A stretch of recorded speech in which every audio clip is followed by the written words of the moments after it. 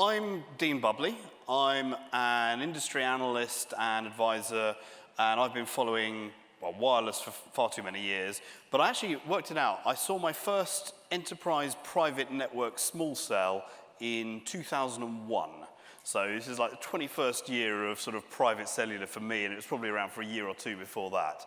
And I think that it's clearly hit a point of inflection. All the discussions we've had this morning about both private networks as well as small cells for densification and other use cases, and also interestingly neutral host.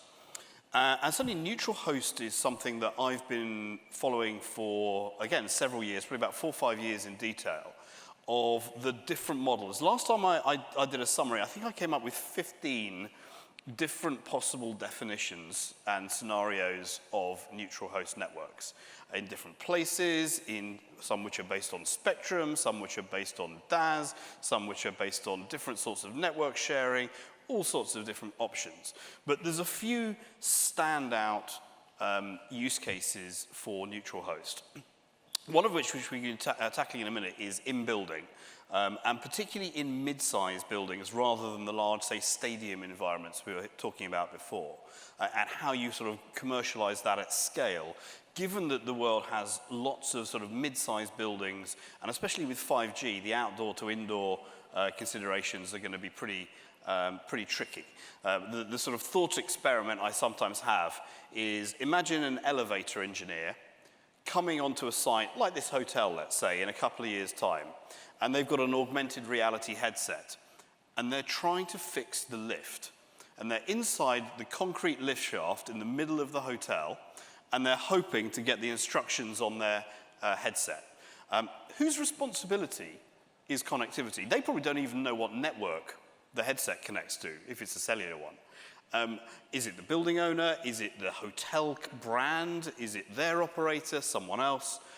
There's all sorts of interesting challenges when you start looking at what this means. But even at a more basic level, here in this building, we've got what looks like a DAS system. I got blazing fast 4G connectivity, like 180 meg down, sitting over there. But I suspect the 5G probably comes in through the windows and paradoxically is probably slower. So I think that there's a lot of interesting stuff around in building. Neutral host also applies for metro densification, road and rail lines, really interesting set of problems, particularly again for 5G, and especially if you want to do 5G millimeter wave to what essentially is a moving town of 1,000 people going down a railway track once an hour inside a Faraday cage. And that's a problem that we've not really got our heads around properly yet. And a bunch of other scenarios as well. And so we'll look at that. And the other section of this, this part of the afternoon, we'll look at neutral host, but we're also looking at policy. And the title is New Policy, New Business Models, and Fresh Thinking. And so we're going to be looking at UK, European, US, global sort of policy levers that we can apply to things which relate to small cells. Whether that's spectrum for private networks, whether that's network sharing, whether that's siting of small cells. There's lots of different touch points of policy making and the type of technology scenarios that we're looking at here. So we're going to have a slightly complicated structure. We'll have 3 gentlemen talking about neutral host and especially JOTS, the Joint Operator Technical Standards Committee, Specification. And then a mini panel with the 3 of them. And then I'm going to be individually asking up 4 other speakers. Names are on the slide here. And then a full panel at the end. And hope to wrap the whole thing up by about 5:30. So with that, I'd like to welcome to the stage Dave Morris, Doug Fripp, and Soufiane Ayed, who are going to talk through what's up with JOTS neutral host in building.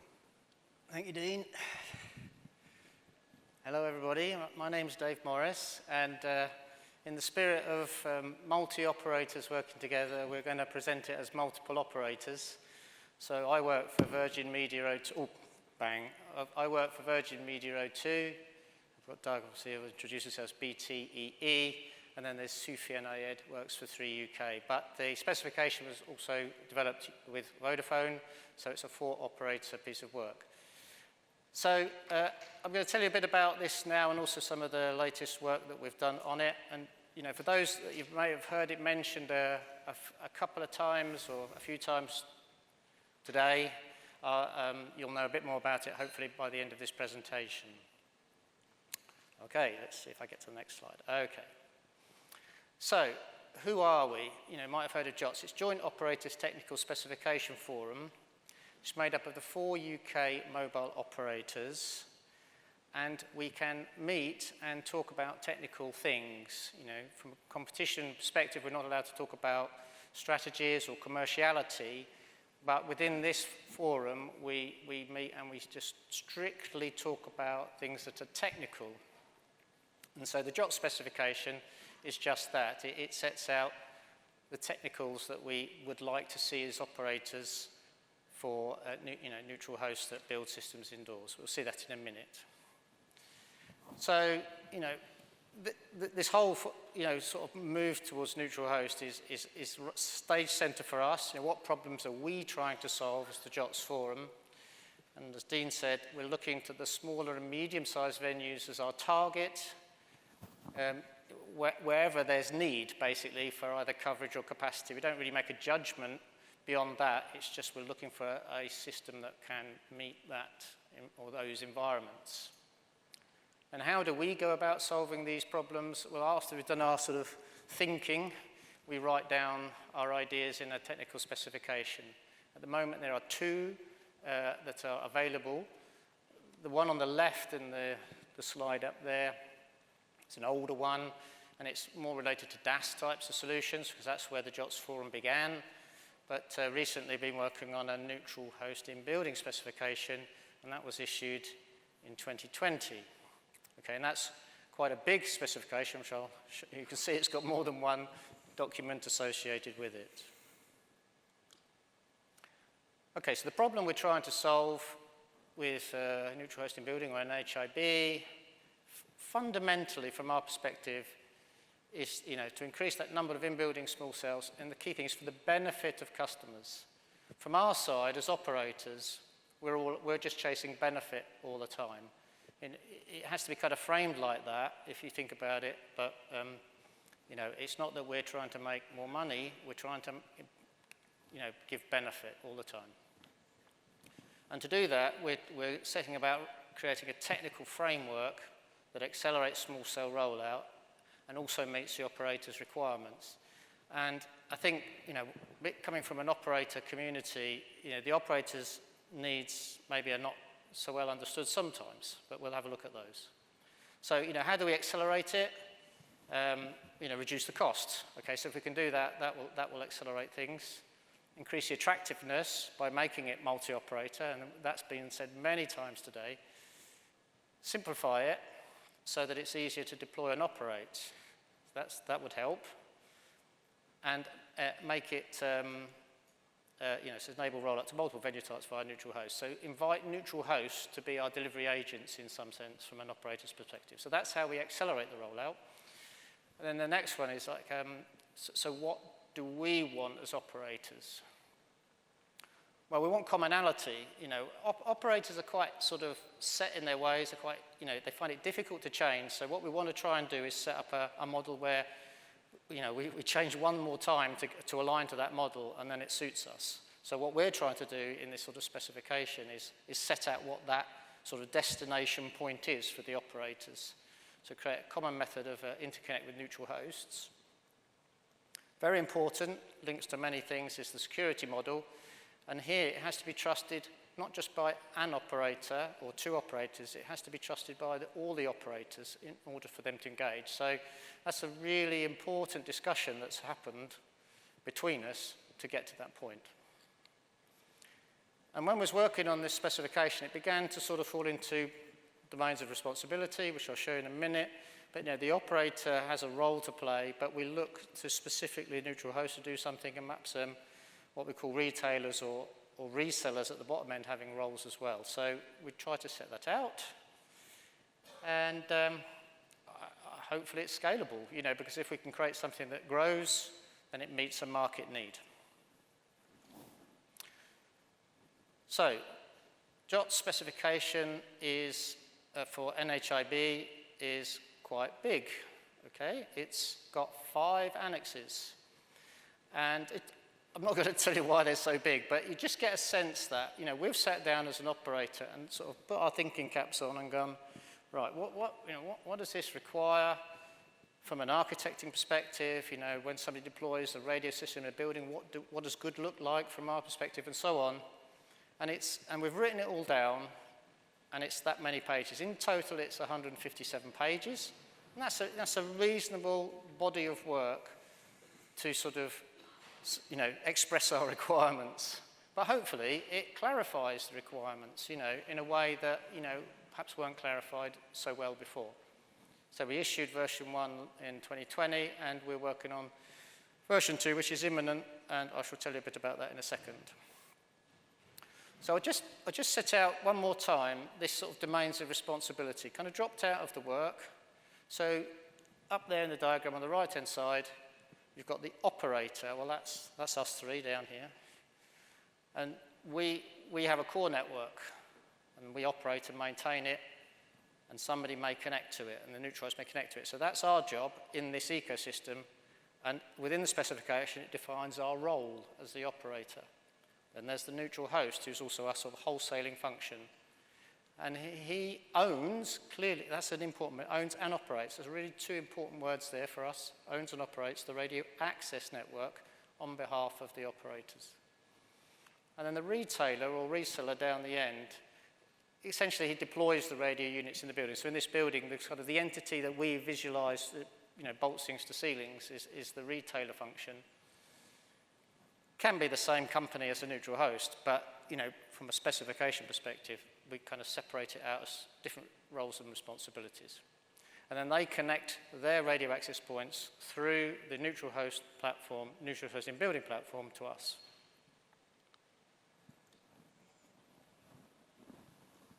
Okay, slide didn't go on, so I press it one more time. Okay, so now I'm going to hand over to Doug, who's going to tell you a bit more about the architecture. Thank you, Dave. Yes, so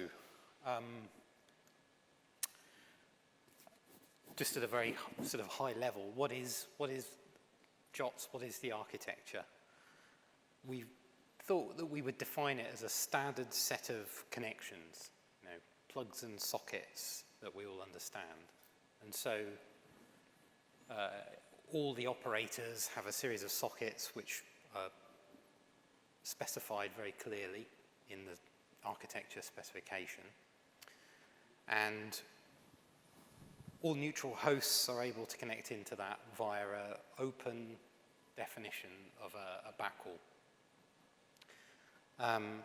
And what's really key here is choice. It's about being able to allow some neutral hosts to connect to some operators, but not everyone needs to connect to everyone. It's all interchangeable. And venues have choices too. And we wanted to make sure that that was as open as possible by trying to demarcate how these different domains work and how they communicate with each other from an architecture perspective. So just going into the next level, I'm not going to go into too much detail on this, but this is from within the specification, and this is where we wanted to define the interfaces and the nodes, and we wanted to find a way of just making it very clear what sort of position within the network those nodes sit in. So we defined some interfaces, F interface and B interface, where the F interface sits between the retail domain, the venue, and goes back to a centralized neutral host domain. And then the B interface, which runs between the neutral host domain and the operator domain. And then there are various nodes within that structure which kind of pick up on some of that nomenclature. So things like the security gateways, we have kind of tier 1B, tier 2, tier 1F, based on which interface they're facing towards. And an aggregation function sitting within the neutral host domain.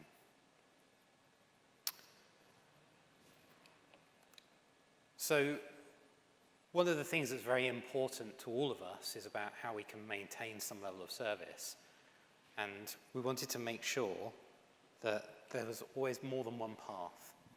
So throughout the architecture, we've got multiple routes, which allow for different parts to fail over. If something breaks in one place, there's always a different route to be able to take. And this is something that, given that potentially within the neutral host domain, we've got a lot of aggregation going on, we wanted to protect that backhaul link in particular.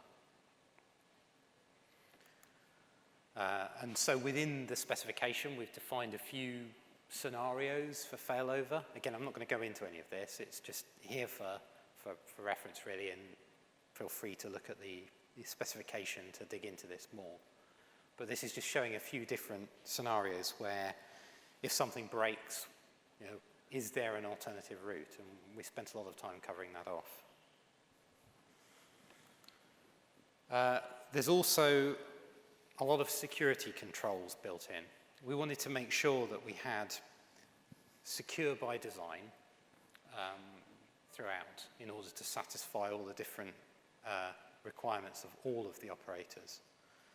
And so we've kind of created these 5 different layers of control, which amongst them make sure that the right kind of traffic goes to the right operators, that one operator's traffic can't get routed to another operator, that there's actually a sort of a double checking level. So it is really belt and braces. And that's kind of, you know, a gist really of what the architecture covers off. So now I'll hand over to Soufiane to carry on with the other. Thank you, Doug. Thank you. Well, I think David and Doug covered the most interesting part, and they left me with the most boring electric part this afternoon, but I'll try my best. Anyway, so I just wanted to focus on the why, first of all. You know, why we are trying to achieve with the specification. I think those specifications work both ways, work in support of us, the MNOs, and also work in support of the NHIB suppliers. So from our perspective, it provides us some kind of technical insurance policy by which we have the certainty to accept a solution that, you know, satisfies certain harmonized requirement that we satisfied between ourselves. And at the same time, which is very important, it's not just a technical aspect as well, because we run a day-to-day operation, and we wanted to make sure that that solution really can be quickly onboarded into our existing process and system and fully interlocks with them. So we don't want to have to deal with customized solution, and we don't want to spend a huge amount of time to accept those new solutions. In the same way, from the NHIB suppliers, from neutral host supplier perspective, it will allow them also to invest in a standard solution, so they have some kind of insurance as well that this solution is most likely to be accepted, and in a way it lowers their risks in terms of getting that acceptance, and at the same time, you know, lowering the lead time or any ad hoc customization that needs to be invested on or wasted in a certain way to get the buy-in from the 4 MNO. So as I mentioned, it works both ways. So if I move on to so we are talking about 4 annexes. The first one is the radio requirement annex, and correct me if I'm wrong, Dave, this is almost a lift and shift from the existing DAS JOTS. I came on late a little bit to the JOTS, but apparently I think Kim did a fantastic job in defining those zones. I don't know if he's around. Basically, what are the design guidelines that will allow us to accept the solution? So there are some coverage levels, coverage overlaps. I don't need to go to the details, health and safety, and also sort of documentations that needs to be handed over to us to validate that those radio requirements, the radio design in the first place. The 3 next annexes, so testing, acceptance, operation, and process and fulfillment. So the first one, Annex 3, is about the onboarding of the solution itself. So it lists a list of test cases that will allow us to validate the solution overall. So that cases that go from, we were talking about security earlier, like pen testing, penetration testing, routing, connectivity, just to make sure that the design that Doug explained before does what it says in the tin. And there are some OSS aspects as well in terms of PM, CM configuration that needs to be taken into consideration. Of course, there is talking about security, we have some Ofcom obligation in terms of MT-Pass compliancy, lock-in cells for emergency, and so on and so forth. Annex 4, operational processes, is all about, after all, is a managed service, but that managed service has to be fully interlocked with our day-to-day operations. So there are some operational use cases that need to talk to each other. For example, incident management, performance management. We need to have a full visibility on the inventory, on the network, and those things, those use cases, has to be interlocked so we can allow day-to-day operation without any disturbance.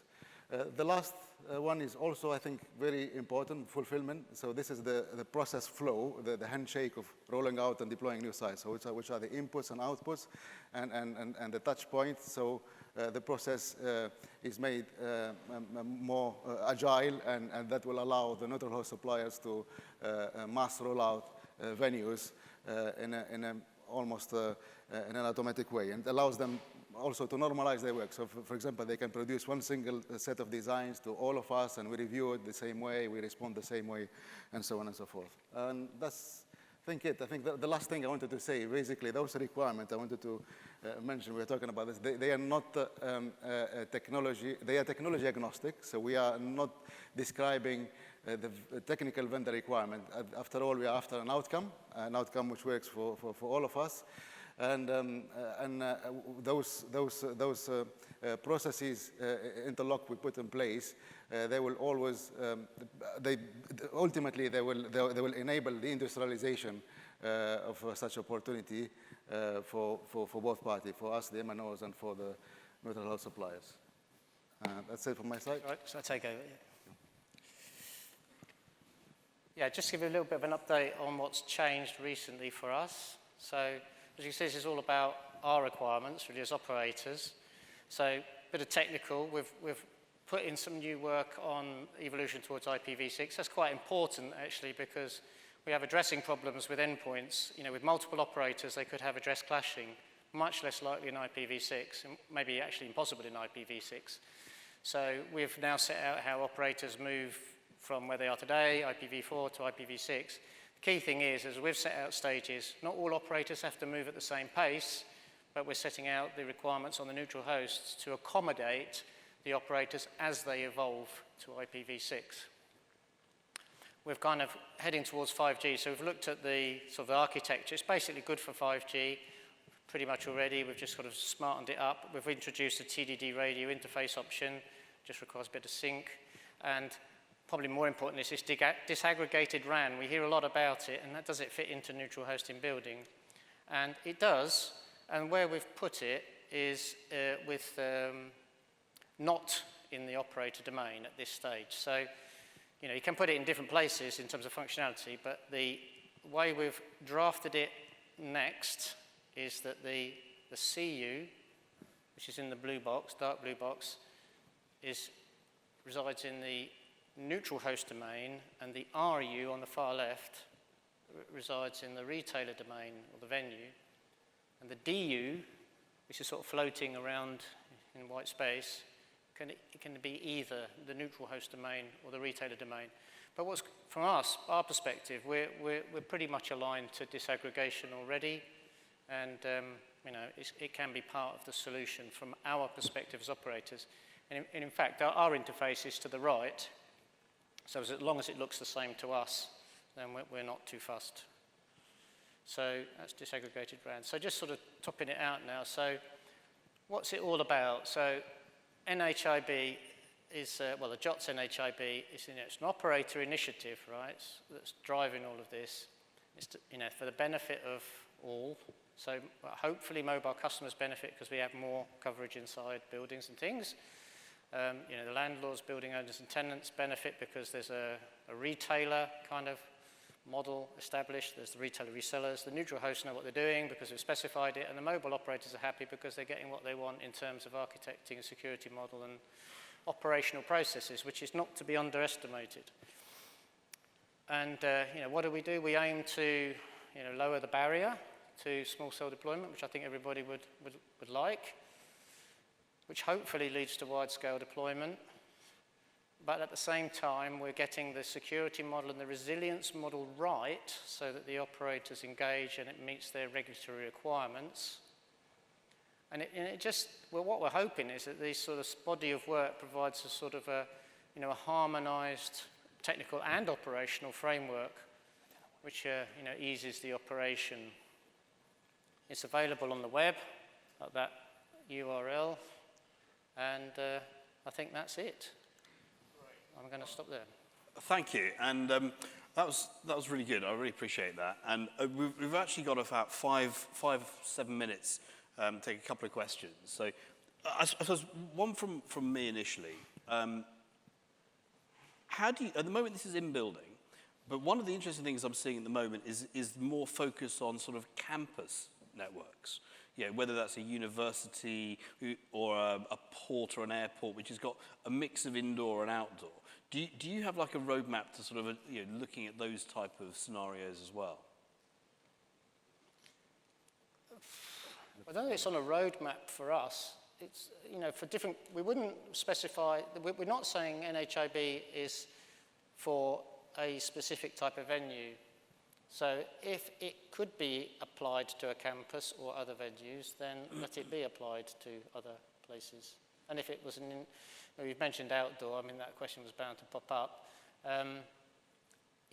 I think in our minds as technologists, we can't, from an architecting perspective, the connectivity, the resilience model, I think that can be mapped across, because it's the same, right? It's just it's a cell connected to a network. I think in terms of the operational model and the setting up of the network, there's more work to do, but it's something I think we'll give some thought to, yeah. I would add, as much as it run technology agnostic is venue agnostic, so whatever can be deployed, we deploy. Excellent. If people have a question, sort of wave and get hold of a microphone. I can see there's a question there. But, you want it now? Go for it. It wasn't mentioned in the presentation, but I know that it's been mentioned in previous presentations that the JOTS architecture today is based on a dedicated spectrum model, and that potentially in future, maybe way out in the future, there could be the option for looking at a shared spectrum model. Now, I chair the neutral host workstream at the Small Cell Forum, and this has come up many times in our debates. Some of the neutral hosts on those calls have said many times that shared spectrum is the way forward. This is how you get the economics down. And I know that in the 4G world, there are some mobility management technical limitations that maybe prevent it in the UK case. But I'm interested to hear the panel's view on whether that's likely to appear any time in the future. Yeah, I mean, I suppose there are quite a few barriers to work through from the perspective of which spectrum would we be looking at for that, and how would we share that? But the actual JOTS specification doesn't actually prevent the use of shared spectrum. In fact, there are some sections in there which kind of infer that it could be possible. It's just a case, I suppose, of we need to work through some challenges and potentially regulatory challenges around that in the UK. But it would be something that I don't think is entirely infeasible. But there's no time frame on that at the moment. Thank you. I've got Paul here, and then there's another question a bit further back in the front row. Mike, thanks for that question. I was going to ask much the same, by the way. Paul Rose from Worldwide Technology. So you mentioned about the possibility, as George said earlier on, about shared spectrum. What about a model where you have a public-private type environment? Do you allow for that within JOTS? So let's say you have an Industry 4.0 and you have all MNO, but you're also alongside dedicated spectrum, which is just for the actual building or landlord. Well, I think on that one, it's something that, I mean, there are some companies already exploring that as a concept anyway. And providing the solution meets all of the architectural requirements, resilience, security requirements that we have as the interfaces that we've defined in the specification, there's no reason in particular why you couldn't have a sort of a private network operating as a sort of a fifth operator on that in a way. So it's not really something that's No limitation. it's not an issue to the specification, but it's not explicitly stated anywhere in that spec. Thank you, and thanks again. It's almost as if I planted my questions in the audience, which I didn't, but it was... so there's a question over there, and then how are we doing on time? If it's quick, there's one more over here, but let's see how we get on with the next one. Thanks. Vijay Storiwala, Wireless Infrastructure Group. So question about the industrialization of JOTS NHIB. When do we get to a scenario where the actual specification has been industrialized such that vendor offerings are appropriate for all four mobile network operators? I'll have a go at that one. So we often get asked, you know, are we the authority that approves a vendor's equipment? And we're not. So the way it works for us anyway, is what we've done is we've said this is what we like, this is what we want, but unfortunately you have to deal with each of us on our own. So you know, if you come as a neutral host to Virgin Media O2 now. So if you come to Virgin Media O2, you know, you have a conversation and we agree, you know, oh yeah, that platform meets the requirements and we're happy. And that conversation has to happen with each mobile operator separately, and that's how you kind of get, you know, acceptance, whether as a neutral host or as a vendor, working with a neutral host. I guess it will get easier over time. Exactly. Because once you see a same vendor again and again, or same neutral host again and again, operators get more comfortable. But we're just at the early, you know, start. Thank you. And the final question on this panel, there was a question just there. Sorry, it's bright light, so I can't see. Got the mic, thank you. It's Anthony McGee from Advert. I noticed that you were talking about the RU/DU being in the retailer's domain. Does that mean that you're going to give a specification for a multi-operator DU within the JOTS recommendations?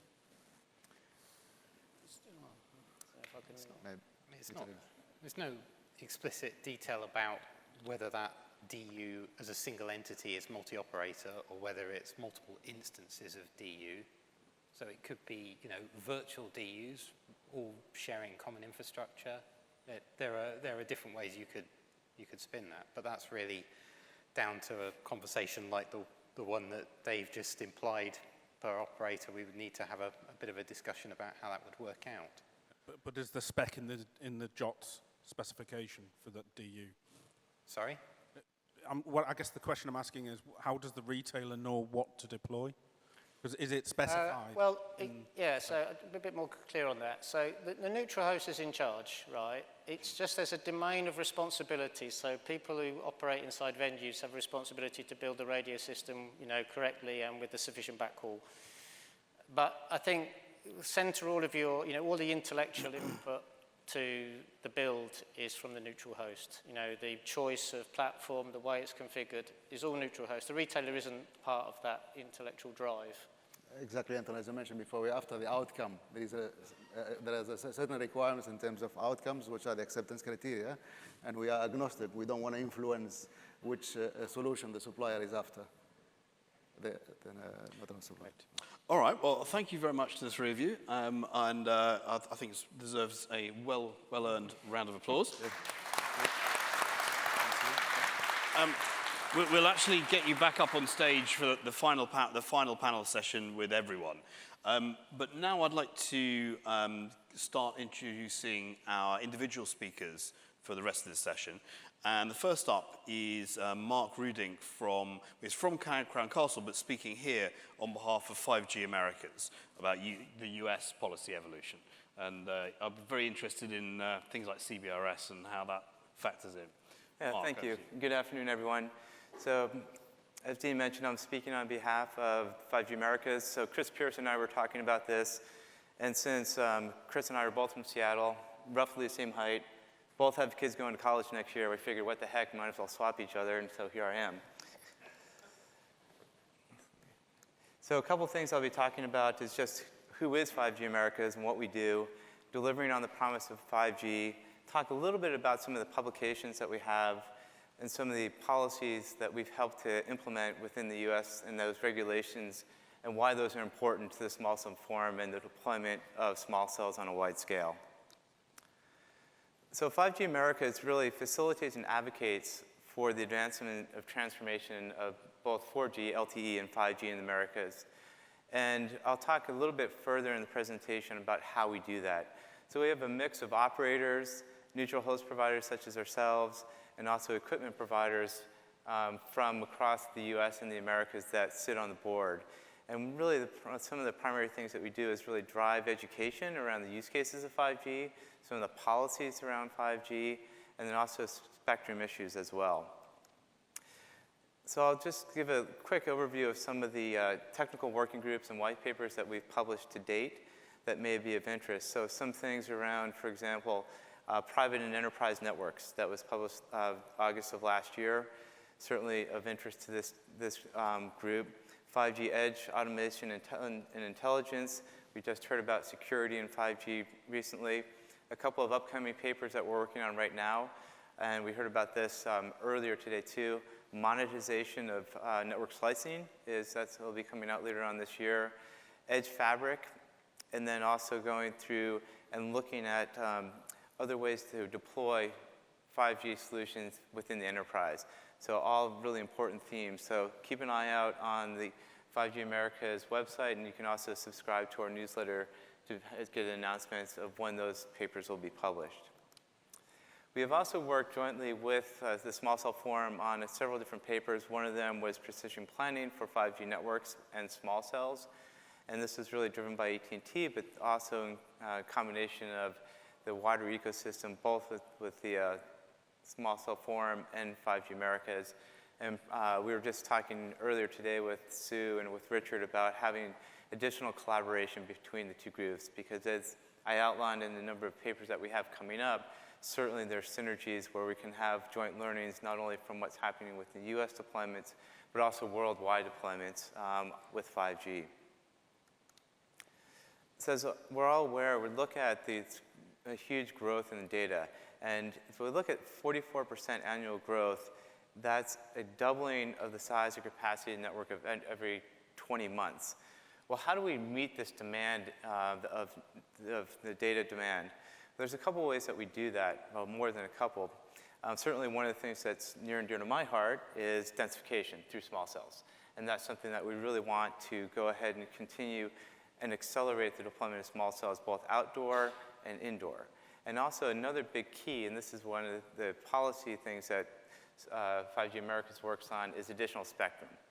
So as we're probably aware, the US auctioned off significant amount of spectrum in the C-band recently, and that's really pushed a lot of mid-band deployment for small cells and on tower sites within the US.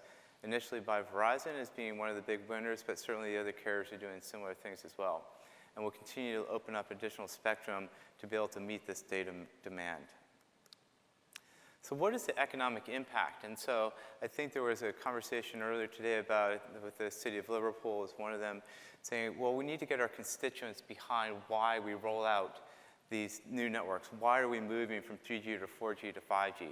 And there's definite economic impact. So in the next decade, we're seeing upwards of $1.5 trillion of economic impact just in the US, on the order of 4 million new jobs created, and going up into $2.7 trillion in sales of indirect effects, and also 16 million jobs transformed.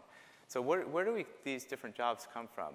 And that's one of the things that certainly the deployment aspect is one of them, but these use cases that we are starting to realize by having these more advanced networks. So we all have talked about the transition from 3G to 4G, and how that has enabled things, Uber and Lyft and Airbnb, that didn't exist before you had these high-speed networks. Now we'll see that additional transformation as we move into 5G. We talked about some use cases around asset tracking, industrial applications, and those will just continue to control as those networks get put in place. Earlier today, Ericsson talked about 200 networks being deployed worldwide, but only 20 of those standalone. So we really feel that those 5G use cases will start to be realized when we get beyond just faster speed to your mobile, but having those standalone networks that enable that low latency applications for augmented reality, gaming, et cetera, and use cases that we can't even think about right now. As I tell everybody, I will not be first in line for remote surgery. Somebody else can go ahead and do that. But that's one of those that they talk about quite often. So what do we see in the small cell network? The market is expected to grow at a rate of about 55% over the forecast period from 2021 to 2028. So turning on to my crown castle hat just briefly, we've seen a significant growth in number of small cells. When I was here talking a couple of years ago, we were on the order of 80,000 small cells that have been deployed either under contract or on air. That number is now bumped up to 115,000. So, and that will continue to grow as this densification is really needed. We see that across the board, not only within the US, but also the fastest growing market is in Asia. And that was one of the numbers I was talking about was specifically for outdoor networks, and we'll see that ramp significantly, I think, when we talk about rolling out more and more small cells in building. You know, specifications like JOTS that we were just talking about will really help accelerate the standardization and scalability of these indoor networks as we have a combination of private networks and public networks that will need to be deployed. So as we know, the different spectrum unleashes different use cases. So T-Mobile was one of the first carriers in the US to have nationwide 5G service, and that was deployed using their 600 megahertz band. Verizon initially started with millimeter wave until they acquired the C-band spectrum. So now that they're starting to get more on par. So it depends upon the use cases that you're looking at. Certainly low band coverage works well for the applications that need it. We were talking about looking at how do I penetrate in building to the elevator shaft? Well, that's not going to be done on millimeter wave. Would you have the capacity to do that using low band? Maybe, but it certainly would penetrate farther than a millimeter wave band. And then you have, for very high capacity, millimeter deployments are really being deployed nationwide in large stadiums. And when we're watching football games in the US, we get kind of bored, so we look at our phone. It's not like watching soccer here where it's nonstop action. So you have to be able to see the replays and whatnot. And so Verizon has been very bullish around deploying millimeter wave in stadiums, in-seat ordering, order my jersey for my kid that I brought to the game, et cetera. And some virtual reality, augmented reality applications on top of that. So we're really starting to see that when you're self-contained within this venue, to have that very high bandwidth plus low latency really improves the fan experience, gets them out of their house, gets them into the stadium, and that's what the NFL wants to see, and that's what the carriers want to see as well. So when we look at the millimeter wave, when I talk about first responder applications, you can imagine a first responder being on site, sending video back to a doctor in a hospital, being able to be guided about how do I treat this patient, what's the most effective way. And without having that high-speed connectivity, that's extremely difficult to do, to interpret what I'm seeing. So being able to have the video camera and that high speed is highly critical. And then when we talk about some of the mid-band deployments, certainly we have the high-resolution video, the drone application as well. So I need to go further distance and still have the telemetry and navigation for drones. And then low band, we talked about the LoRa, and certainly low-band 5G also supports massive connectivity as well to multiple IoT-type devices, smart home sensors as well. So a number of different use cases depending upon the type of spectrum that you have deployed. So as you can imagine, looking at the lower frequency bands, as I talked about with T-Mobile, 600 megahertz, very quick relatively to deploy across a lower number of sites to be able to get that nationwide coverage. But as I densify, the number of sites directly translates into speed and cost of deployment. So as I need to densify my network, and this is some of the activities around regulations that the 5G Americas has been implementing, is how do I stream that deployment process on a government basis to be able to really get the densification that I need. So if I look at moving from a 4G network to a 5G network, traditionally it was macro sites. We had a fair amount of small cells, but not huge numbers deployed in the US.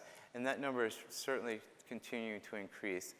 And we're seeing, as 5G Americas, not only deployments within the urban core, but also moving out into some more suburban and not necessarily the rural areas for 5G small cells, but certainly shopping centers, outdoor malls, as I mentioned, stadiums, and then also university campus as well, where you're really seeing that need for high-speed connectivity from a multitude of users.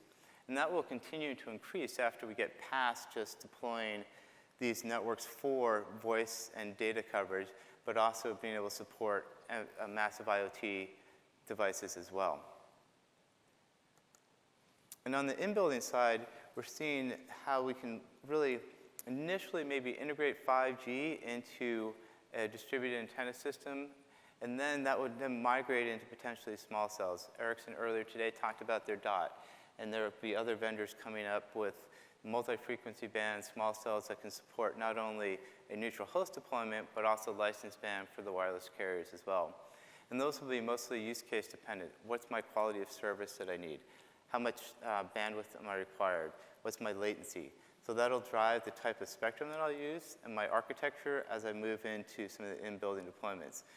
We see from the wireless carriers in the US, they also talk about deploying private networks for enterprises. And if that private network requires millimeter wave, that will be deployed in building as well as some of the mid-band. Probably not the low band as much, but certainly mid-band and high band. One of the advantages of not using low band in building is that you can contain your RF and really maximize your capacity within that building rather than having indoor out leakage or outdoor in leakage. So that's what one of the things. And an interesting comparison that was done looking at overlaying millimeter wave with Wi-Fi, the difference in coverage is really not that significant, and you can actually get a little bit better coverage depending upon the penetration that you need with millimeter wave solutions. Of course, they have to be cost effective. Driving the cost of a millimeter wave radio down to a Wi-Fi access point is going to be a challenge until we start making millions of them, but that could certainly be realized someday. So I'm going to talk a little bit about spectrum and cell site and US regulations. So right now the FCC is split between 2 Democrats and 2 Republicans. One thing I think they all agree on is the need for more spectrum. I'm sure there's going to be one on each side that says no, but we try to do our best for consensus. Yes, we need more spectrum.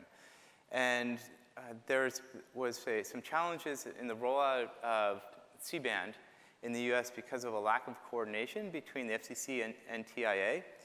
And thankfully, that's been resolved. So the FCC and NTIA have really committed to more coordination. So reinstating high-level meetings, reaffirming roles and responsibilities, et cetera. So just as a background, so this was deployment of C-band near airports in the US and the potentially interfering with altimeters on airplanes. And so the coordination that needed to occur between the FCC and NTIA did not. And so that's now being resolved. And as we look to allocate additional spectrum going forward, coordination between these 2 entities in the US is critically important.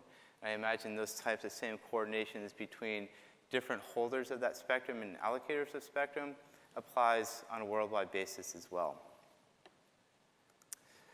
So one of the really important things that 5G America has helped push through is what's called one-touch make-ready. And these rules govern the attachment of network equipment to utility poles not only for 4G, but also for 5G. And it really sped the deployment and will continue to increase the deployment of small cells in the right-of-way, utility poles, streetlights, et cetera. And so what the regulation says is state and local governments cannot slow down the deployment of these small cells. Depending upon which entity you work with, we still see some slowing of it, but we've definitely seen progress in the right direction. And in fact, we've had over 30 states have enacted streamlining small cell regulation, including streamlining the applications, the caps on costs and fees, and timelines. And so we have gone and talked to many municipalities that have never had small cell regulations in place. And now there's a template that says this is a regulation that you should have to be able to roll out the small cells in your neighborhood. And why do you want to do that? It comes back to what we were talking about, the education around the economic impact and the new more jobs that are created by rolling out the 5G infrastructure and services. So primary things that 5G Americas works on, white papers. There's a link for you there. As I mentioned, keep an eye out for some of the upcoming white papers around how do I deploy private networks, monetization of those networks, 5G network slicing, and edge compute fabric. Regulatory issues, not only within North America, but also Central America and South America as well. And then some breaking news, and those are overall the different aspects that 5G Americas works on. Thank you for your time. Thank you very much. So, I'll call everyone back afterwards, but we've probably got time for one question now for the next speaker. If anyone's got there's a gentleman right in the back in the far corner, so if you've got a microphone, you're...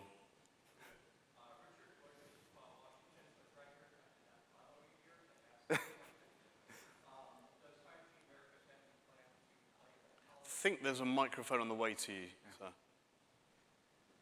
Just so everyone can hear it. Go out in the hall if you'd like. Rich Bush, Issaquah, Washington.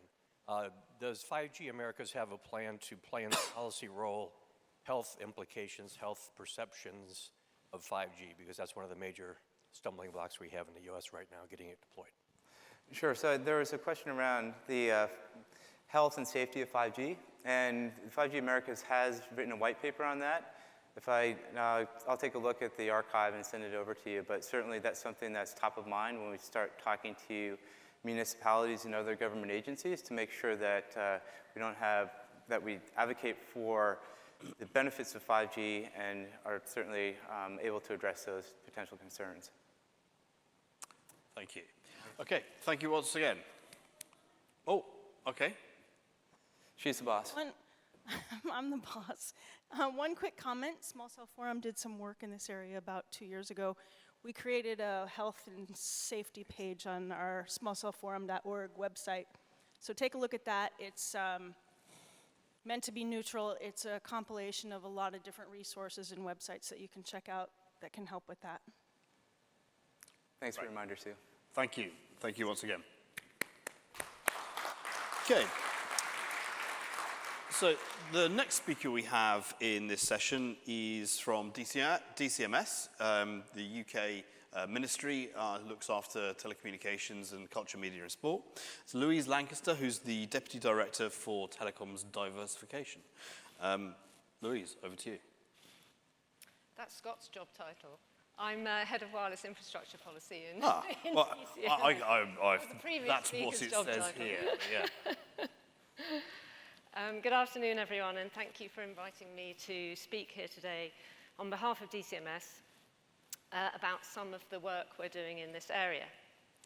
The government is committed to supporting the provision of world-class digital infrastructure in the UK, and we're already making excellent progress. 5G rollout in the UK is well underway, even if it is non-standalone. And approximately half of the population already has access to a 5G signal. We've already taken steps to make it easier for operators to deliver 5G. And through the Test Beds and Trials program, the 5G Test Beds and Trials program, we've made a significant contribution to boosting the 5G ecosystem. However, we want to drive 5G rollout further and faster and continue to enhance the quality, security, and resilience of our networks. 5G's full potential can only be realized if we have confidence in the supply chain. So the government has a clear plan, backed by significant investment, to drive forward the agenda set out in the 5G supply chain diversification strategy by removing barriers to diversification and investing in open and secure networks. Small cells have the potential to play a large part in the diversification agenda. Small cells provide an opportunity for new architectures like Open RAN to thrive and for new suppliers to establish a foothold in the UK market. And we're starting to see examples of this already, some of whom we're hearing from during this event. Through our £36 million Future RAN competition, we're funding multiple projects focused on small cells and others developing technology that small cell providers of the future will be able to benefit from.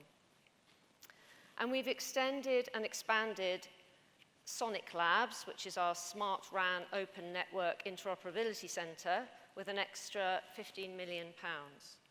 And I'd encourage any suppliers to reach out to the team at Sonic and test your kit in their world-class environment. And I think Dritten from Digital Catapult will be here speaking tomorrow.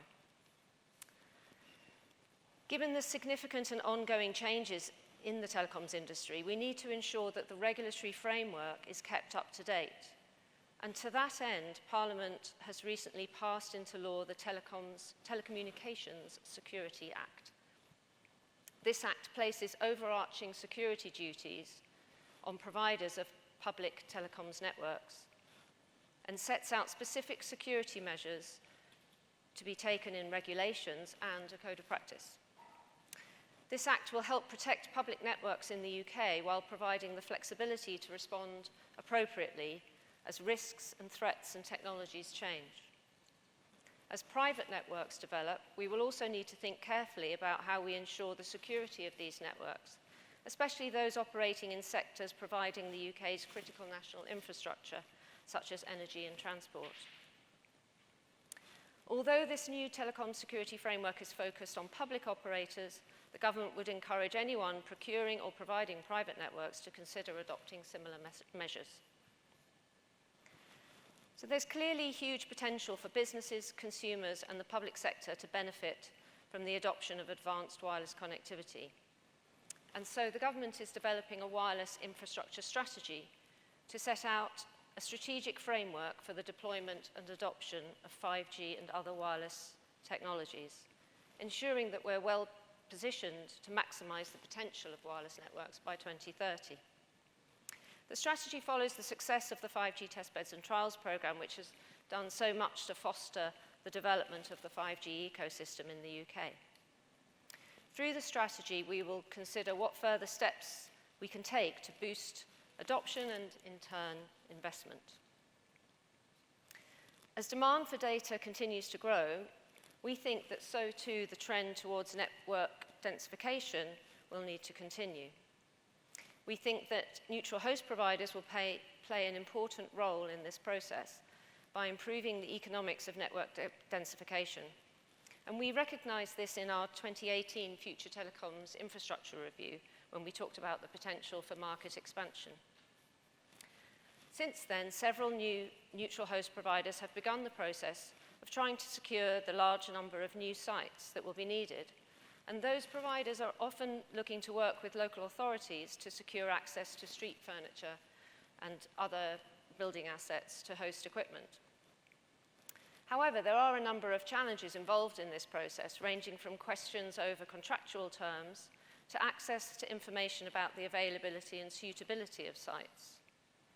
To address these challenges, and in partnership with the Department for Transport, we secured funding from the Treasury's Shared Outcomes Fund to launch the Digital Connectivity Infrastructure Accelerator Programme, which has a number of different work streams. Firstly, supporting the adoption of digital asset management platforms to digitize and automate the process of finding and securing rights to use suitable assets for hosting equipment. And to this end, we recently announced 8 pilot projects, each of which will involve multiple local and regional authorities working with a variety of platform providers to test technologies, processes, and commercial models. Secondly, a great many local authority assets are the subject of private finance initiative arrangements, and this was raising legal challenges over access and liability. So we've worked with the Department for Transport to negotiate short-term and long-term solutions which can be applied to all of these contracts, and those solutions have been shared across all of the local authorities. Thirdly, we recognise that deployments were being delayed by protracted contract negotiations, so we've been working with those local authorities that have already been through the process of creating a legal agreement for the use of their assets. And we've begun sharing best practice and standard contract templates on the DCMS digital connectivity portal. And finally, we are working with the British Standards Institute to create a publicly available specification for a smart lamppost to help local authorities who are seeking to procure new lighting columns which could be suitable for hosting radio equipment and indeed other equipment such as EV charging points. We know that access to spectrum is crucial to innovation and competition in the market, and DCMS has long viewed spectrum sharing as a strategic priority, and we re-emphasise this in our 2019 Statement of Strategic Priorities. Ofcom's spectrum sharing framework, published later that year, has been widely welcomed for opening up new opportunities for competitive network provision. And they're now taking steps to build on this framework, and I'm sure they will talk more about that when they speak at the conference.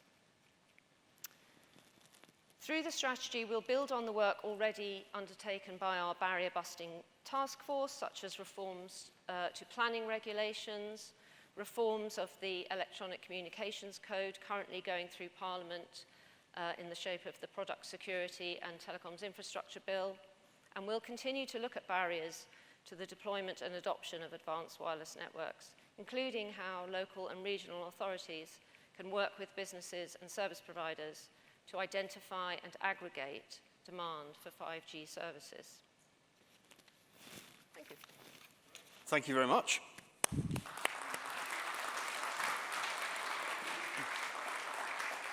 I think if there's questions, we can take them in the panel later on. Louise, thank you very much indeed.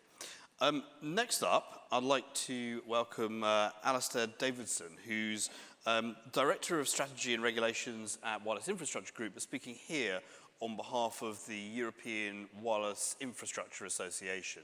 And I'm very curious to sort of know what else is going on things like neutral host and small cell siting and other issues elsewhere in Europe.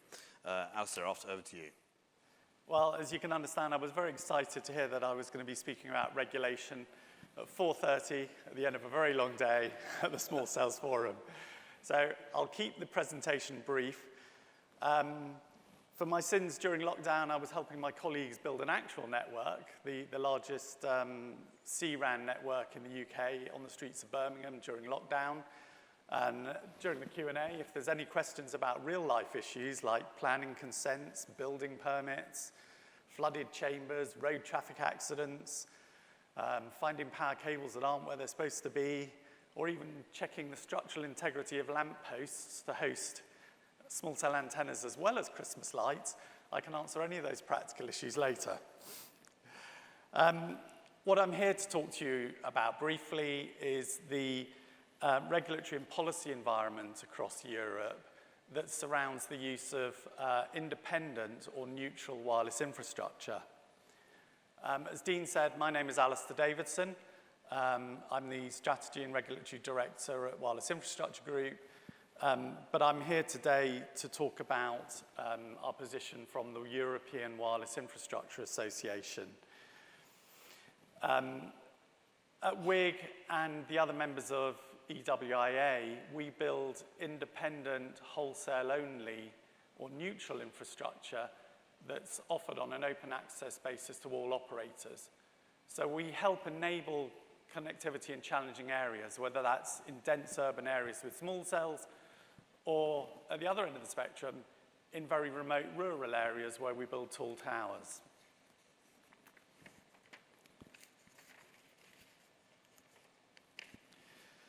The members of the European Wireless Infrastructure Association, we have 10 members. You'll recognize many of the names there as the towercos that work with the mobile operators. We span 16 countries, and between us we have over 150,000 assets across Europe.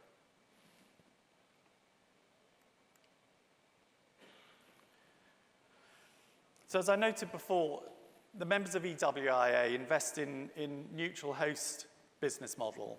So that allows us to enable greater levels of connectivity by anticipating sharers on our network from the outset. So we'll build a network with just one anchor mobile operator. In the Birmingham case I spoke about, we built it with 3 UK as the mobile operator. And we will offer the best economics for that first operator, confident that we'll add other operators to our infrastructure in the future.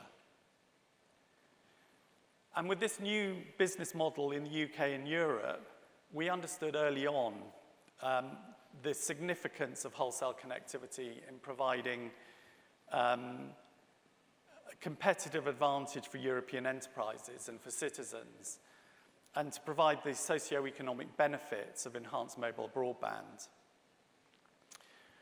We're partners with the mobile network operators, we're not competitors, and we do share the same goals. But having said that, we do have a different business model, and so we do have different requirements technically, and we also have different regulatory perspective. So that's why we founded the European Wireless Infrastructure Association, and those 10 or so members across 16 countries represent investments across the globe of over 100 billion euros. So we attract very large sums of low-cost capital from infrastructure funds, from funds that wouldn't typically invest in business with retail risk, and we can invest that low-cost capital in shared networks for the operators. Today, across Europe, as I mentioned, we have 150,000 assets. That's around 35% of the wireless infrastructure in Europe. Now, globally, it's over 70% of wireless infrastructure is held independently. In the USA, it's over 90%. So Europe is a little bit behind the trend in attracting capital, and EY, in a study for us, calculated that with increased levels of sharing of neutral host wireless infrastructure, we could attract a further 28 billion euros into the networks across Europe.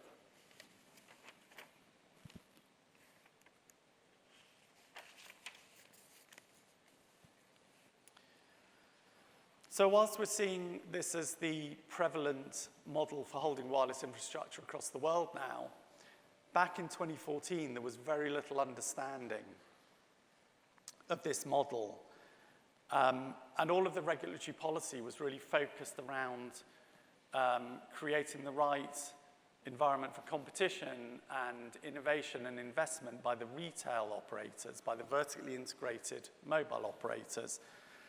And because nobody in 2014 understood that model, there was no thought given in regulatory policy to that. So back in 2014, my CEO, Scott Coates, met with Neelie Kroes, the Commissioner for the Digital Agenda, and that's what that first meeting was about.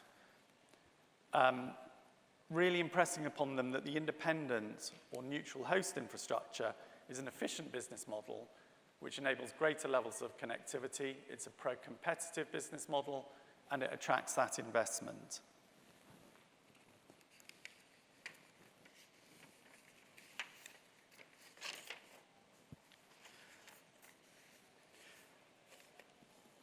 Looking at where we are now, the story of our sector has been very well received by policymakers, and we've had recognition of the contribution we're making to the digital connectivity agenda.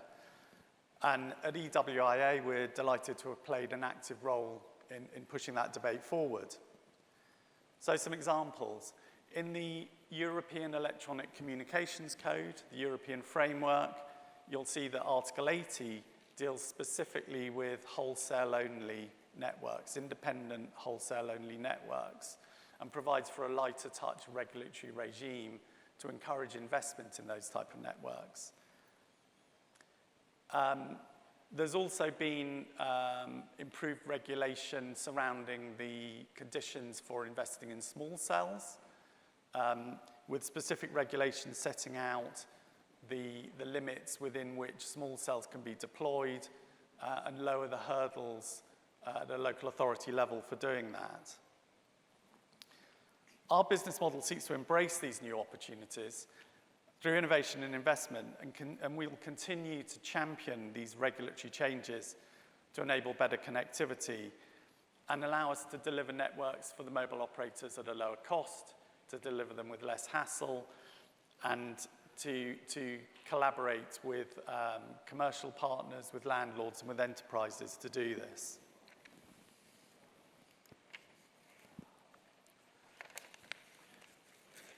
So a quick snapshot closer to home in the UK. In the UK, we've also seen recognition of the role that we can play in improving connectivity. And in the government's Future Telecoms Infrastructure Review, they've recognised infrastructure as a service, which is another name for independent or neutral infrastructure. Infrastructure as a service has been recognised as a model that can encourage investment and competition in the deployment of wireless infrastructure. We've also seen, as well as the barrier-busting work that Louise's team has done and the work they're doing on things like the Digital Communications Infrastructure Accelerator, and templates for the local authorities, the agreement templates, we've also seen the new Communications Code brought in, and that is a unique tool only available in the UK, which allows us to get access to land and at lower cost. And there are refinements to the Communications Code going through Parliament now. WIG supports our customers, the mobile operators, by continuing to try and have close and influential relationships with policymakers, the regulators, and the local authorities to try and tackle these hurdles to infrastructure deployment and to make sure that the need for the legislative change is understood, to make sure that we have things like permitted development rights, and to make sure that we're not held back by things like punitive non-domestic rates or business rates from exercising our business model. The picture you can see on the side of the screen there, that was the UK's first C-RAN deployed by WIG in partnership with what was then O2. And that infrastructure was deployed with really close collaboration of Aberdeen City Council. And that collaboration was held up by the National Infrastructure Commission as an example of best practice, because we had Aberdeen City Council put together a cross-disciplinary committee. They had an empowered digital champion. They had representatives from the street lighting department, the electrical asset team, the road traffic management department, the telecoms people who own the ducts. They brought everybody together to work with us to make sure that we could deploy. And so, you know, we'd much rather promote best practice like that than complain about all the problems we've had, you know, in other councils along the way. If the council understands the need for the connectivity, they will work with you to deliver it.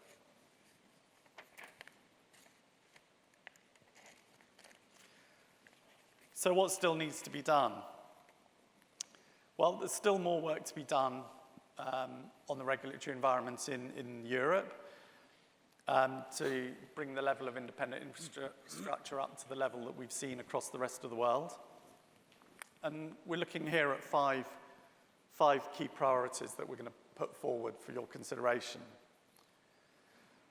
So the first one is fairly fundamental. We want policymakers to have a better understanding of our business model so that they can consider how it works and how it can be used to promote competition, innovation, and better connectivity through more investment. Second, when government is considering interventions all across Europe, we would like them to consider the neutral host model alongside the vertically integrated model of the mobile operators as one of the key ways to deliver that intervention.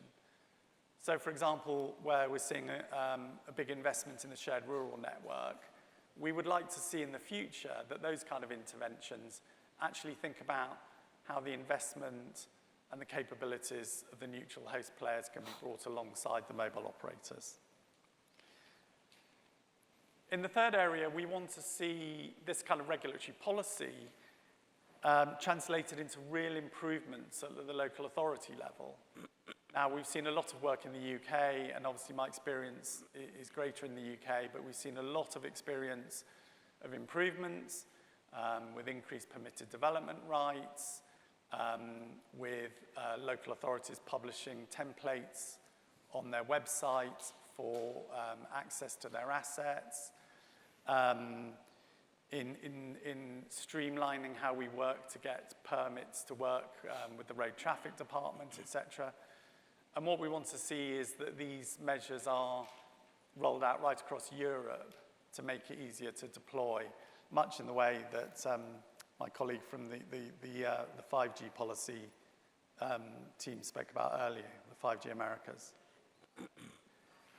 And then finally, we need to see regulation continue to be agile and responsive to the changing business model. For example, we're seeing a much greater demand now for things like private networks to support enterprise, to support Industry 4.0, airports, ports, etc.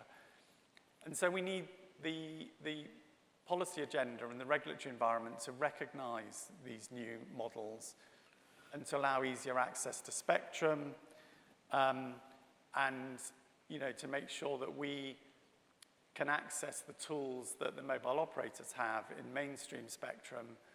So, for example, the CBRS model in the US works in the 3.6 to 3.8 band, has a fantastic ecosystem of equipment behind it, but in the UK, we're playing in the 3.8 to 4.2 sandpit.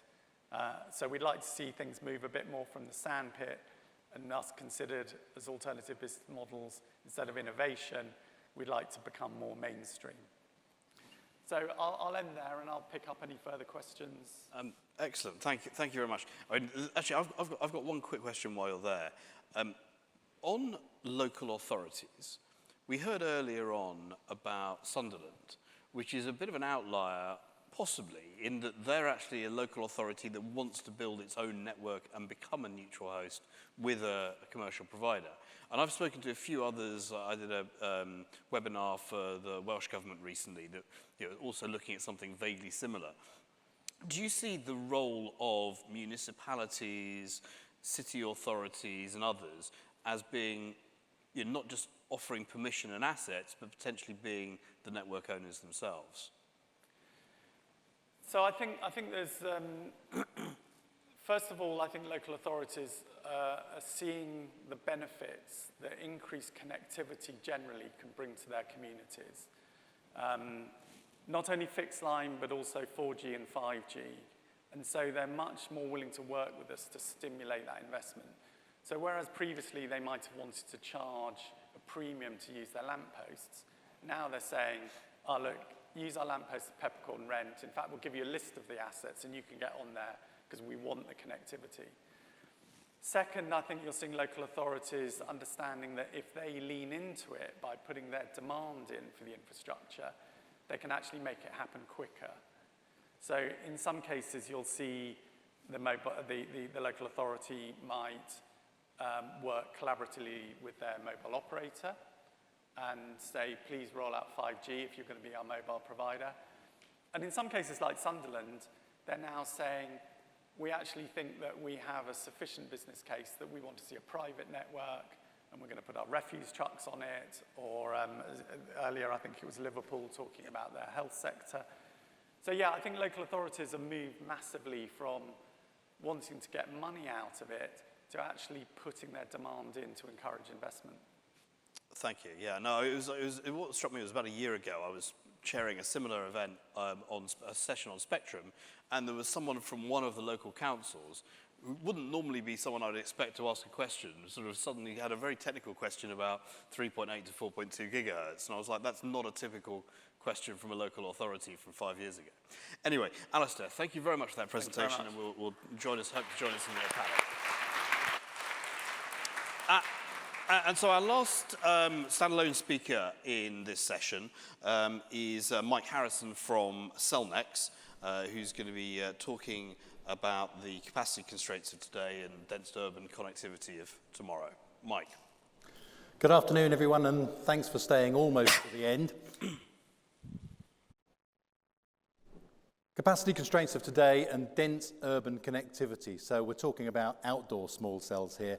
We've heard a lot about indoor today. I'll be talking mostly about outdoor. So a question to start things off, are we finally seeing the aggressive growth rate of outdoor small cells? Don't need to answer that now. We'll come back to it later. You've probably got your own views. And what I'll cover in this short slot will be where are we now as an industry and also as Cellnex. Drivers of scale, the Cellnex approach. We'll talk about some enablers and also the role that all stakeholders have to play. So it's been a longer journey than envisaged. Back in 2017, forecasts predicted that there'd be 1.7 million outdoor small cells globally by 2022. Guess what? We're at that time horizon now. The network would be turned upside down, they said. There'd be 3, maybe even 6 small cells per macro site by around about now. Has that happened? Perhaps it hasn't. There have been a lot of constraints. Operators continue to pursue macro-first strategies.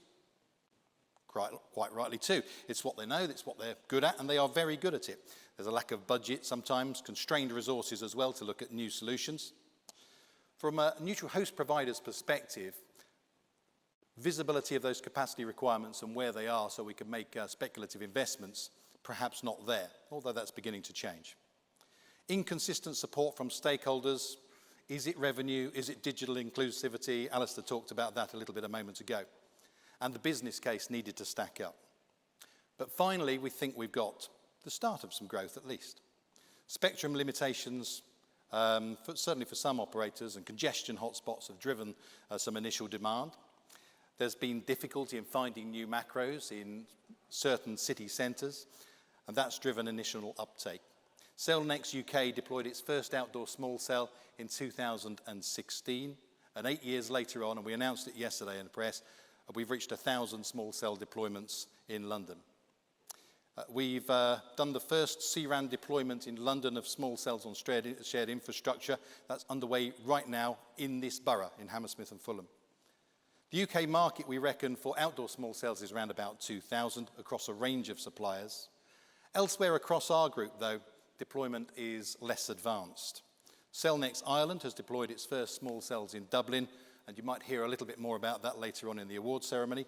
Fingers crossed for those guys. Cellnex France is preparing a millimetre wave pilot in a business district of Paris. That should be ready by the end of the year. And within Cellnex, the UK is now recognised as the centre of excellence for outdoor small cells. So we have a little bit of credibility in this space. But it is a UK story, so hence the UK flag.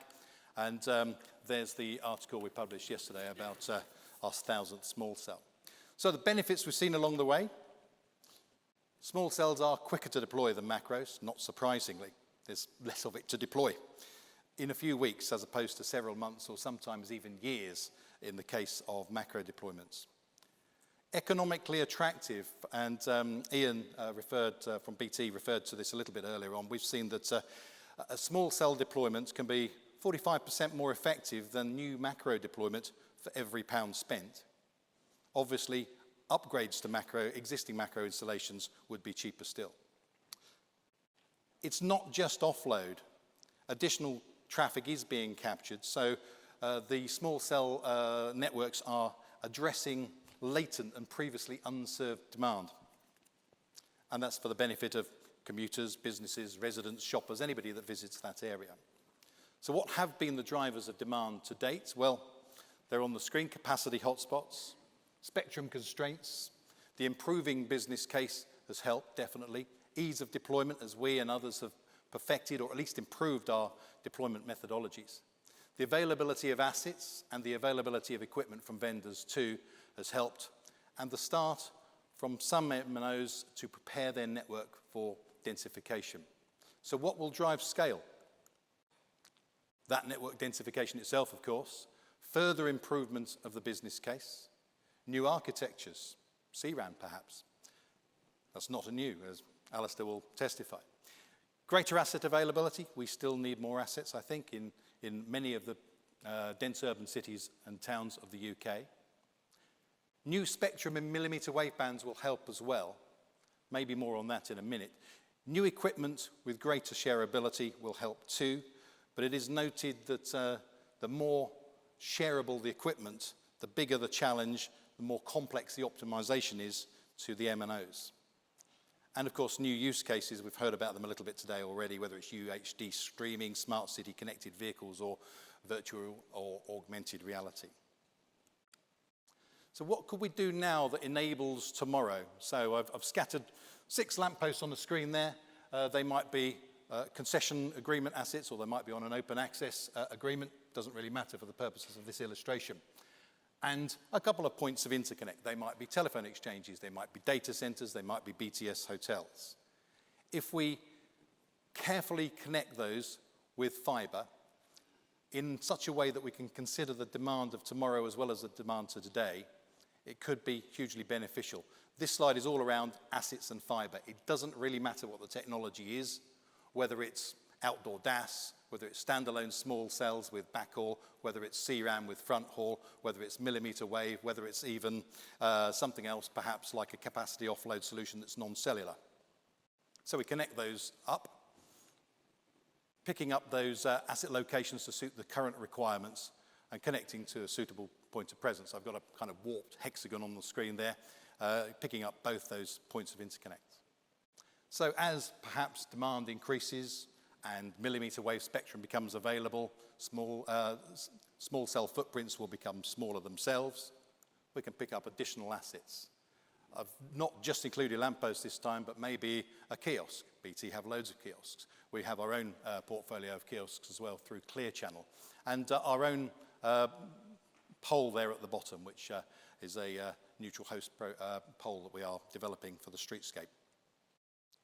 Take that one stage further. We can extend that, so hub and spoke methodology, to new assets. Again, could be lampposts, could be street poles. And then finally, what if you can't get fibre there for whatever reason? Then the smaller the distances now, we're talking about smaller footprints in that millimetre wave technology.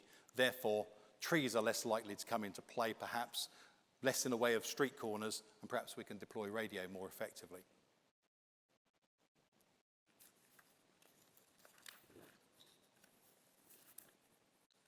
So, what's the call to action? Who needs to do what? Well, the mobile network operators. Can you move small cells up the priority list, ramp up that strategic engagement? It's been there tactically for a while now. Let's ramp that up a notch or two and align the budget planning process to it. Use our test beds and test beds of others for trialling new architectures and technologies. We've got 15 kilometres of dark fibre in Hammersmith and Fulham, and it's used for at least 2 different technology types from 2 different MNOs. Or what could potentially happen, you might miss the opportunity to influence the solution that's best for you. Neutral host providers, what do we need to do? Provide that flexibility for technical architecture to allow the various choices that are yet to be made. Provide investment. Make it as simple as possible for MNOs and other stakeholders. That's really key. Continue to drive that engagement across all stakeholders as well, whether they are mobile network operators, vendors, fibre providers, or local authorities. And then the public stakeholders themselves, make more assets available, but do so in a low-cost, low-process burden way that really champions the small cell infrastructure that will benefit us all. Provide those permissions in a swift way. That might mean planning permission for new sites. It might mean unblocking the 5G hurdle that has thwarted us a little in some London boroughs. Alignment on competing demands for assets. Does that mean then, what do I mean by that? It is possible to have a street lamp with another use. It's actually possible for a street lamp to have 2 or 3 other uses. It doesn't mean to say just because there's hanging baskets on it, it couldn't hold a small cell as well, or festive lighting, or. Millimetre wave spectrum, so to the regulators, can we have that as soon as possible, please? I think it's expected 2023, and I think the UK is, pretty close to the front end of spectrum availability in Europe. It's available, I think, in Finland and Italy. Others are way behind where we expect to be. Let's hope there's no delays there. And take the digital inclusivity viewpoint whenever you can. Don't talk about, oh, can I have another £50 rent, please, for my lamppost? Think about what the benefit it could be for the residents, the shoppers, the visitors, and the commuters into your area. There are other stakeholders that I haven't got on the slide there. Vendors, make that kit more shareable. Consider size and weight, and small form factor, please, and pretty, so that it looks not out of keeping in the streetscape. Fibre providers, economic access to fibre, please. Which brings me on to the question. Are we finally seeing the aggressive growth rate of outdoor small cells? Well, I don't think so, certainly not globally, but there's a real start, at least in the UK. But what we need is flexibility to support different technologies, strategies, and commercial models. And of course, the support of multiple stakeholders is required too. Thank you.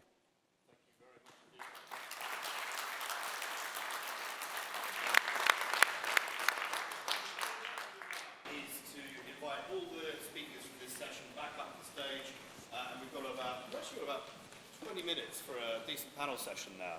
So if people have questions, wait for me, or people with microphones, and I'd like to invite everyone else to come back.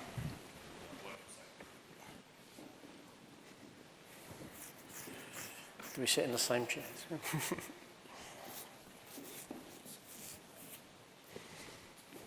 we've got, as you would have heard, a fairly diverse set of people, and I can see a gentleman's hand up there, and another one at the back over there.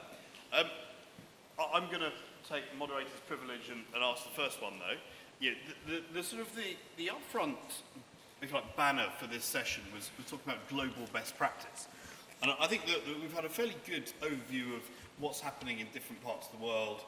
I'm curious to the panel of who do you think is nailed it, either at a policy level or at an industry level, for indoor small cells, and generally, in particular, are governments sufficiently focused on indoor coverage? And if not, what can we do about it? And the other is the sort of metro densification and small cells in urban environments. So who's getting it right, and what should we do about improving things? I'm going to throw this open to anyone who wants to. Have you still got microphones? Yeah. So I'll go. Dave. I mean, clearly, JOTS neutral host is an interesting, possibly leading example. Have you still got a microphone? Or? Okay. Right. Yeah, I can probably carry on talking. Dave, you sort of clearly, JOTS is, to my understanding, pretty unique globally of the industry, the operators, getting together to improve in-building coverage and performance via neutral host. Yeah. Firstly, as far as I know, I don't think you had an awful lot of sort of government shove to do it. It sort of came from the market. Well, we didn't need it really. I mean, we met many years ago, and it kind of starts, well, within our organisation. It started as we're not doing very well in terms of covering buildings in a cost-efficient way. It's hard going. It's cost. It's like even if it's a pico cell, not a major macro cell and a DAS system. It's just hard to deploy. It's all costly. So the exam question was set internally at that point as to how could we improve things, and that led by a long and circuitous path to in the operators meeting to think through what technical solution would improve the rollout of small cells in terms of rollout speed and make it more attractive to the market, multi-operator.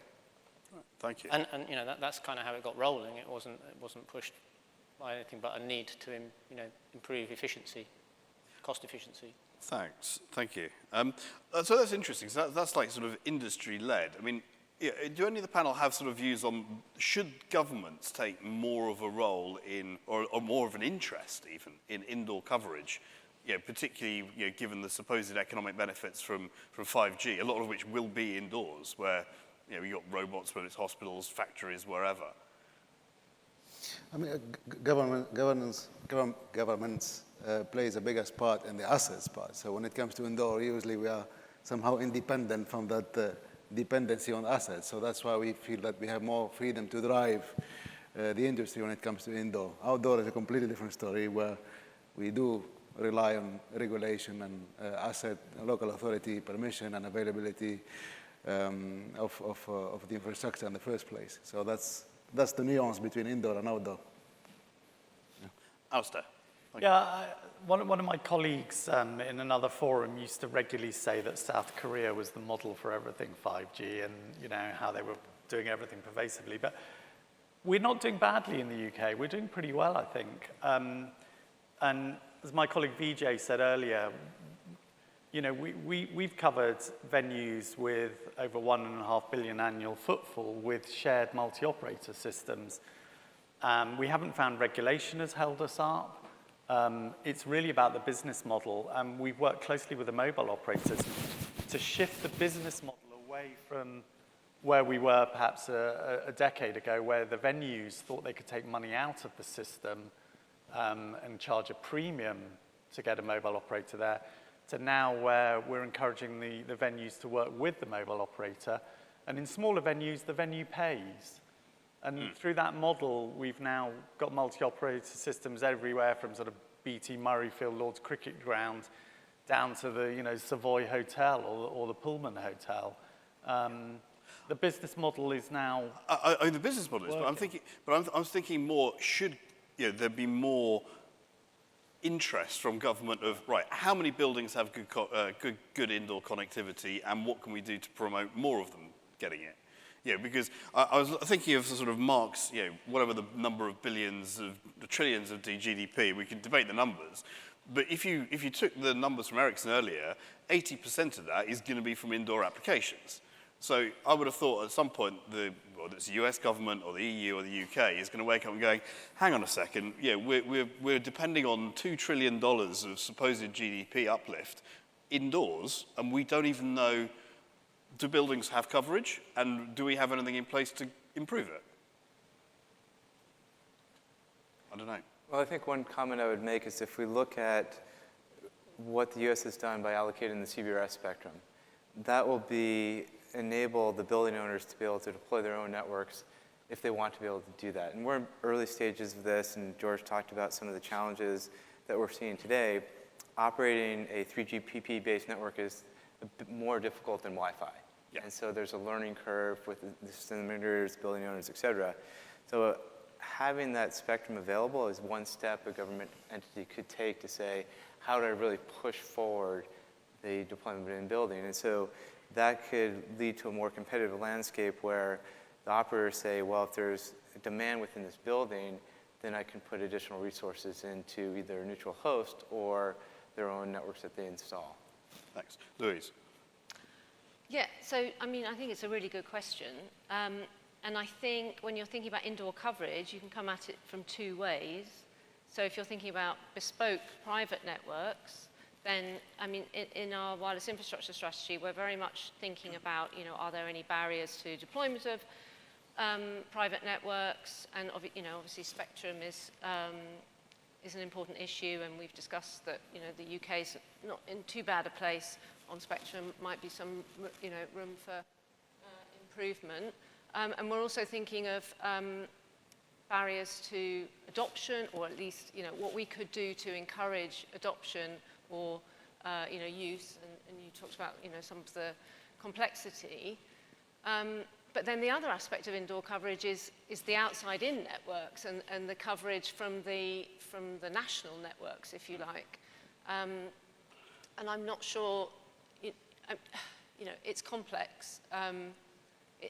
you know, because all buildings are different and so on. But we're certainly thinking about whether, for example, better reporting of the extent of indoor coverage would be helpful in at least providing, shining some light on the situation. I completely agree with that one. I think more data is good. All right, I'm going to throw it open to the audience. So, gentleman there. Hi, a question for Louise, I think. Is the DCMS working on a strategy for in-building wireless coverage in hospitals? Something we've been working on. In-building wireless in hospitals, did you say? Hospitals, yes. Well, we are thinking about public sector adoption generally and how we can, you know, there's such a chicken and egg situation between the demand side and the supply side, and the supply side is hesitant if it can't see the demand, and the demand doesn't know what it wants or, you know, what's available. And so we are actively thinking and talking to other government departments, Department of Health, NHS, Digital, Department for Transport, and so on, about how they can sort of accelerate demand for and use of advanced wireless connectivity. I mean, greater people than me have tried to sort out government procurement issues, so it's quite a tricky one, but we're definitely thinking about it. Thank you. Thanks both of you. A question over there. Hi, Neil Piercy from Avenir. We've heard a lot today about shared assets being good for the economics of the rollout of neutral hosts and for energy saving, things like that. But we come back to this sort of shared spectrum. Although outside the sort of specifically licensed shared spectrum bands, does the panel think it would be good if the UK operators opened up their licensed spectrum for neutral host activities? Right, so if I got that correct, it sounded like it's sort of a bit like the secondary licensing UK local access, I think. With that, is more of that type of approach better, but with a specific idea of local access for neutral host? And from memory, that's also similar to, I think, what Italy does with club spectrum on millimetre wave, maybe, as well? I think various countries do it for rural applications already, but I don't think it's being done for neutral hosting more generally. So, I'm sort of getting a bit of a sideways look from some of the JOTS folk here. I mean, it depends whether you're asking, you know, should operator spectrum be used by other people? Well, you know, it's a tricky one. I mean, it's the operator spectrum. There is regulation for other people to access the operator spectrum where it isn't used. I mean, that's already established. So I'm a bit sort of kind of curious as to where the question would go. There's local licensing, or whatever it's called. You know, local access, I think. Yeah. So you know, they can go off and do that. You know, the operators are pretty much focused on their core business, which is delivering a public service, and don't want to be distracted from that by other people using their spectrum unless, you know, on good terms. But, you know, the model that we're promoting in the JOTS forum is that we're trying to encourage an ecosystem where the neutral host can deploy operator spectrum, but under our kind of, you know, conditions, if you wish, as specified. Could I just be slightly more specific then? In the case of neutral host where the operator is, you know, collaborating to do this, would it be good for the operator to allow other operators to use the shared spectrum, their spectrum, in a neutral host environment? Do you think it would actually be good for the operators or bad? I'm struggling a bit on that. I didn't really hear the question very well. You said something about operators using other operator spectrum? So basically spectrum sharing on a localized basis between MNOs rather than someone else. I'm not sure I'm on solid ground on that one as to what's allowed even. But no, I'm not sure. Don't have to answer that question. Okay. Anyone else want to? I'm not sure I understand the drive or the use case. Why do we need to share it if we can, you know, we have a framework in place? Well, the framework doesn't allow for spectrum sharing, so it ends up putting, you know, 4 radios on the front end, which is not great for, you know, economically or energy-wise. and yet the capacity may only need one radio. So in a neutral host environment, you know, economically and for energy reasons, it makes more sense to share the spectrum, and yet that it doesn't appear to happen, and it's not even clear whether it's allowed under the regulatory framework. Yeah, I think for me, I think I was chatting with Doug about this before we came in, is that, you know, we're trying to kind of establish a technical framework, and I think we said, or you said, Doug, that in that technical framework, it doesn't preclude spectrum sharing.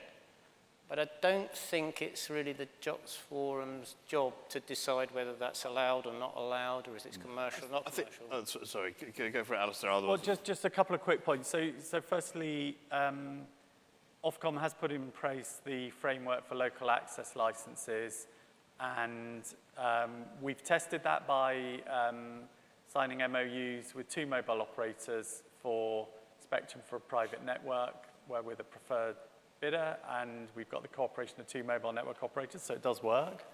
The challenge is always trying to agree how long you can have the spectrum for to marry up to your business case, but that's something we're negotiating between us. In terms of the mobile operators sharing their spectrum with each other, I think the challenge here is around keeping competition going for coverage and capacity to encourage investment in the networks versus the cost benefits of sharing. And, you know, one of the debates that's going on at the moment, I think, is whether there could be 3 rather than 4 operators in the UK.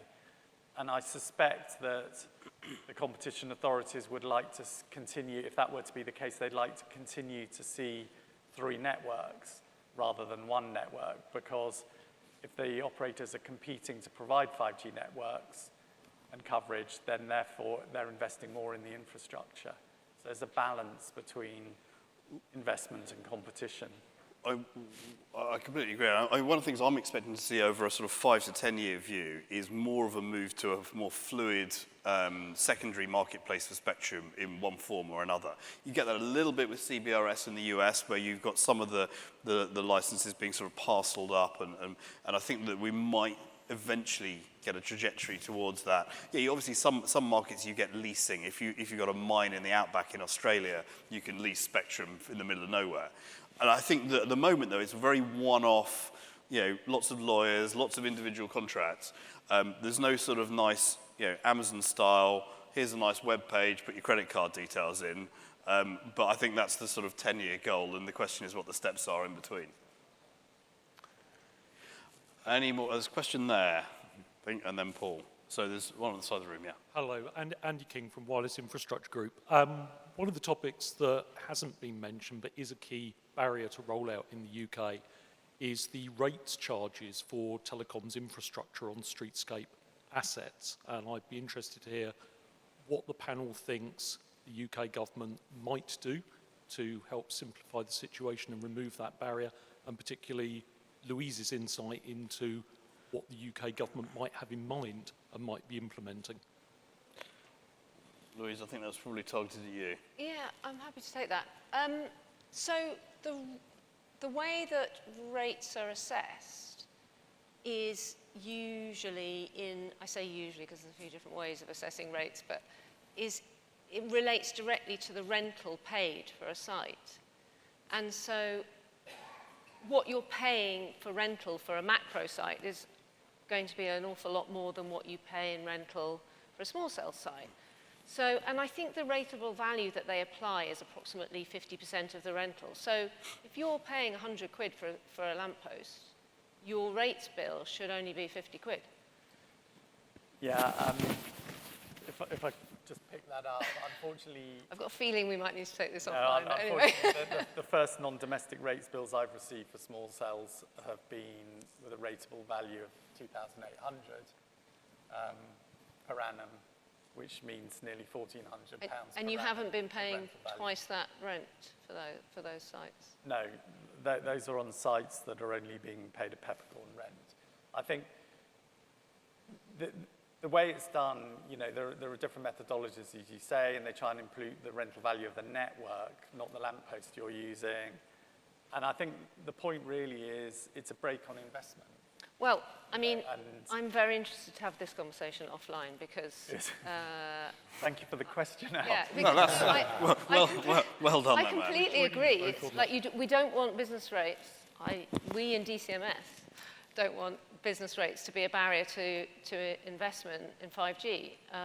So if they are, then we're interested to hear about it. Mark, I'm going to bounce this question to you. Is there anything in the 30 states in the US that have sort of streamlined the process? Yeah, are there still like expensive fees associated with, or taxes with individual lampposts or something like that? I don't know if the equivalent of business rates quite translates across the Yeah, I think it is very similar, and that's the small cell siting that the FCC did implement and help to, I don't want to say level the playing field, but have more consistency across those rates. And so that has certainly helped significantly. So that would be a resource that I would recommend taking a look at. The challenge that we run into more often than not is on more the private landowner and them trying to, like in a homeowners association as an example, where they own the utility poles versus having more regulated that you would have within the right of way. Thank you. Yeah, from memory, I remember reading somewhere there's something like 3,000 organisations that own utility poles in the US, which sort of rather different situation to the UK, where it's a bit more deterministic as who owns what. Thanks. So Louise's vendor diversification program really enhances and emphasizes the use of Open RAN. Now, Mike talked about how sharing equipment did bring integration and acceptance issues. Do you envisage the possibility of, let's say, an infrastructure as a service, a pure infrastructure as a service, where you offshore with maybe a local access license, shared spectrum that all of the MNOs pick up on? So perhaps you acquire 40 meg of TDD and 20 meg of FTD. You operate that then on dual local access licenses with an Open RAN network with VDUs then and sharing the same infrastructure. Do you think that would work? Is that a question for me? So do you think that Ofcom would allow that in terms of allowing the MNOs to effectively share spectrum via a local access license? MNOs kind of roaming on to a network provided with different spectrum? Correct, yeah. So perhaps Al would take the spectrum, offer it on a neutral access basis, and then all of the MNOs could pick up on that. I suspect Ofcom's attitude isn't the biggest hurdle to that happening. I mean, you'd have to agree the commercial terms first, right? They'd have to be willing. I mean, again, it's a very interesting question, and I think it's one that will come to a head at some point. But there are, as I say, there are sort of commercial and technical issues with that, as well as regulatory ones. Yeah. Because as Neil says, it would allow you to do a single infrastructure installation with the lowest possible energy and capital cost. Well, for in-building, that would imply essentially the neutral host has a full mobile network, including probably its own core network. And then I'm going to fire that to the JOTS guys and say, if you had, let's say we had the Novotel 5G network, they've gone and got some 3.8 or whatever spectrum. Would you be prepared, or is there a way of doing neutral host on Novatel's network? No, you misunderstood a bit how the JOTS framework works, in that it steers. Again, there's a bit of detail in there, so we're a bit out on the limb before we thought about it. Okay. Yeah. So the way it works is that we did it in a demo in NEC. Is that you can steer by sort of the NHIB if you wish. So you can set up a block of spectrum and steer the traffic to the right network. So if a neutral host covered this building, he might be covering it, but it would steer the traffic to the operator. In the current model, I think it was more about is there a second model which would use shared access license or something else? So Novotel applies to, or their neutral host for Novotel applies to Ofcom for a slab of 3.8 or whatever other spectrum, 2.3 or something like that. And is there a sort of next-gen JOTS which goes, oh, okay, well, these guys have got their hotel net and it's got enough spare capacity to be a neutral host as well?